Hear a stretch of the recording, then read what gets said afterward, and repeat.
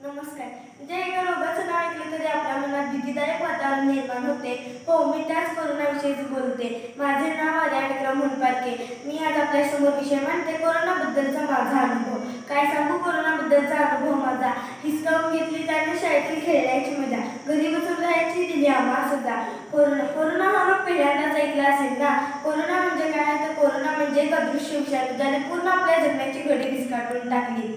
मार्च महिना. आमची शाळा सकाळच्या सत्रात भरू लागली होती आणि एके दिवशी सरांनी आम्हाला सांगितले कोरोनामुळे तुम्हा सर्वांना सुट्टी. महाराष्ट्रात कोरोनाचा रुग्ण आढळल्याने व त्यात वाढ झाल्याने प्रतिबंधात्मक उपाय म्हणून राज्य सरकारने शाळा कॉलेजेस बंद करण्याचा निर्णय घेतला. लागलीच 21 मार्च रोजी आपल्या भारताचे पंतप्रधान माननीय नरेंद्र मोदी यांनी लॉकडाऊन जाहीर केले. कोरोना विषाणू संक्रमित व्यक्तीच्या संपर्कात एखादी व्यक्ती आल्यास कोरोनाचा प्रसार वेगाने होतो. त्यामुळे या कोरोनाची साखळी तोडणे व कोरोनावर नियंत्रण मिळवण्यासाठी लॉकडाऊन जाहीर करण्यात आले. लॉकडाऊन हा शब्द पहिल्यांदाच ऐकला असेल ना.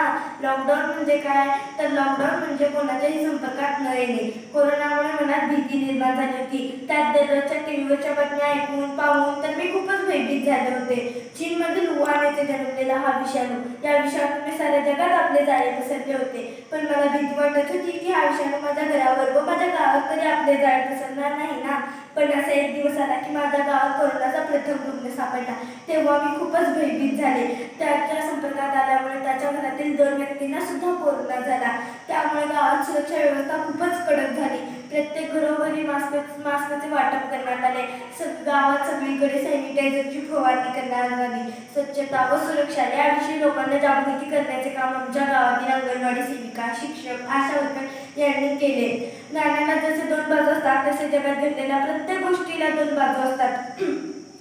कोरोना या रोगाला सर्वांनीच वाईटच घोषित केलंय, परंतु त्याचे काही चांगले परिणाम देखील आहेत. अर्थातच कोरोनाने माणसांमध्ये असे काही बदल घडून आणले जे होणे अशक्य होते. सांगायचं झालं तर कोरोनाने माणसाला साधे जीवन जगायला शिकवले.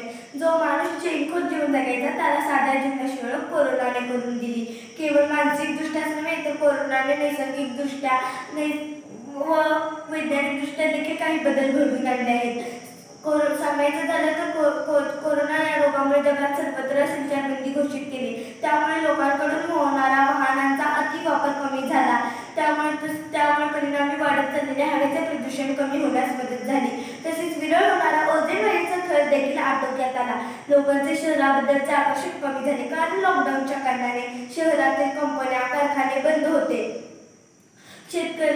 परंतु शेतकऱ्याचे काम बंद पडले नाही. त्यामुळे शहरातील लोक ग्रामीण भागाकडे येऊन राहू लागले. त्यामुळे त्यांना शेतकऱ्याचे तसेच अन्नाचे महत्त्वही समजले. कोरोनाने त्यांना त्यांच्या परिवाराजवळ आणले. ज्यांनी कामानिमित्त आपल्या परिवारापासून दूर राहण्याचा पर्याय निवडला होता. कामानिमित्त व्यस्त असणारी माणसं घरी राहून घरगुती उपायाला महत्त्व देऊ लागली. कारण ते माणसं छोट्या छोट्या कारणासाठी दवाखान्याला पळत होती. त्यामुळे त्यांना कोरोनामुळे घरात बसून घरगुती उपायाला महत्त्व देऊ लागले. तरी सुद्धा मी देवाच्या चरणी एक प्रार्थना करते. दूर कर हे संकट, दयाळू दया घना, पूर्ण कर माझी मनोकामना, जाऊ दे हा कोरोना.